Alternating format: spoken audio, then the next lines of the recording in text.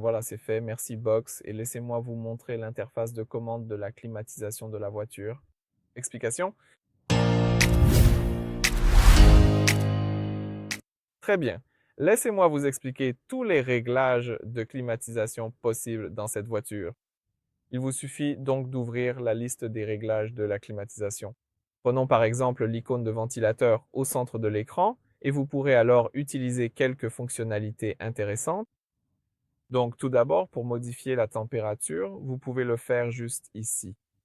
Vous pouvez également changer la température en utilisant la barre sur l'écran d'accueil, mais il est plus pratique de l'ajuster avec ce sélecteur. Vous pouvez donc régler la température la plus basse, qui est de 16,5, et la plus élevée, qui est de 31,5. Dans mon cas, laissez-moi régler sur 20, c'est la température la plus confortable pour moi.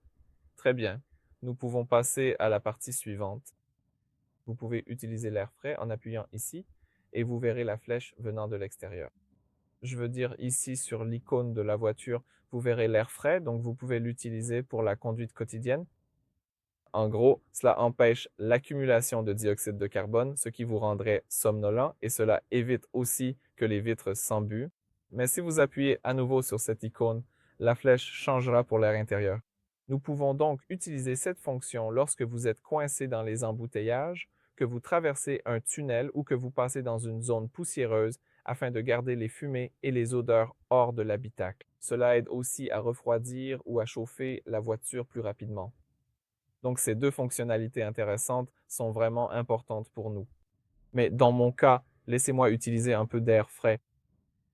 Juste à côté, vous avez le contrôle de la vitesse du ventilateur. Vous pouvez utiliser la vitesse la plus basse ou la plus forte, mais bien sûr, ce sera très bruyant. Si vous utilisez la puissance maximale, laissez-moi l'utiliser à la position la plus basse. Juste à côté. Vous avez quelques réglages pour votre siège, pour le siège conducteur bien sûr.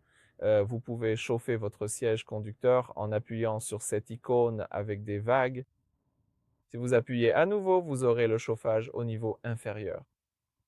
Vous pouvez appuyer encore une fois pour atteindre le niveau de chauffage le plus bas, mais vous pouvez aussi désactiver le chauffage simplement en appuyant, je pense, 3 fois.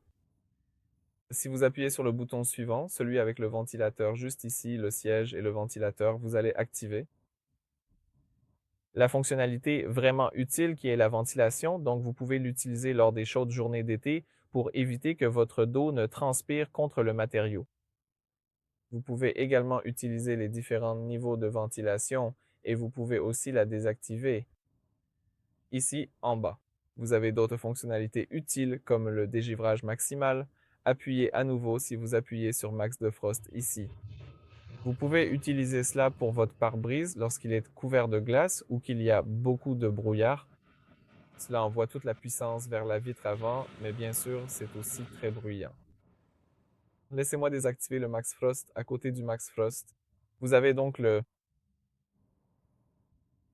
désembueur. Le désembueur avant est juste ici et le désembueur arrière est à côté. Donc vous pouvez désembuer votre pare-brise avant et arrière. Juste ici, sur cette console, vous disposez de plusieurs boutons spécifiques pour régler la climatisation en mode automatique, ou bien pour désactiver complètement l'ensemble du système de climatisation si vous le souhaitez. Vous pouvez également utiliser la climatisation manuellement en appuyant sur la droite, et vous pouvez aussi choisir différentes directions de flux d'air. Vous pouvez utiliser la direction au niveau du visage ou la direction au niveau des pieds. Le niveau du visage sera le meilleur pour un refroidissement rapide en été, mais le niveau des pieds sera le meilleur en hiver puisque la chaleur monte naturellement. Vous pouvez utiliser les deux. Les deux sont parfaits si la température est stable et que l'habitacle est déjà confortable pour vous. Et vous pouvez utiliser la dernière option. La dernière option concerne à la fois les pieds et le pare-brise. Donc je pense que c'est tout. Voilà comment vous pouvez contrôler votre climat, régler la température dans votre voiture. Vous pouvez activer tout cela simplement par sujet, température ou via le téléphone, juste ici. Vous pouvez désactiver complètement la climatisation pour avoir vraiment un environnement peu bruyant et profiter du silence. Donc voilà. Pour cette vidéo, merci de nous avoir regardés. Merci de vous abonner à notre chaîne et de laisser un pouce en l'air.